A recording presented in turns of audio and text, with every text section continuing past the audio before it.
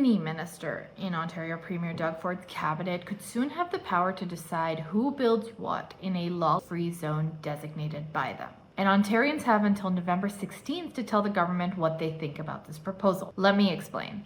My name is Fatima Syed. I'm the Ontario reporter for the Narwhal. Since Ontario Premier Doug Ford was elected in 2018, he has tried to build things more quickly, and he's done that by bypassing or changing a lot of laws. The most recent example is Bill 5, a sweeping piece of legislation that allows the government to create special economic zones. These are areas where trusted proponents or designated projects are exempt from provincial and municipal rules, environmental assessment, and other regulations.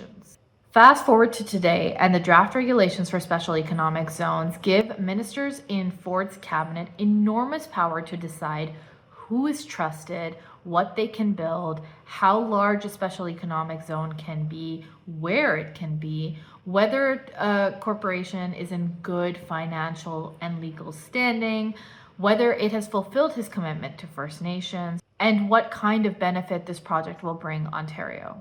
Bill 5 and the idea of special economic zones was written without any consultation with First Nations, something every government in Canada is legally obligated to do. The Ford government faced significant pushback and scrutiny over this and rushed to do consultations this summer.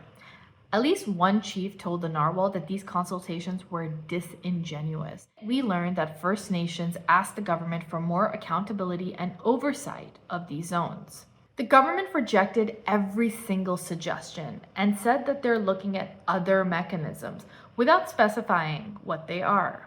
The regulations have no guardrails or limitations on government power, and they also don't specify what happens if, for example, a trusted proponent fails to abide by its commitments to First Nations or harms the environment in some way.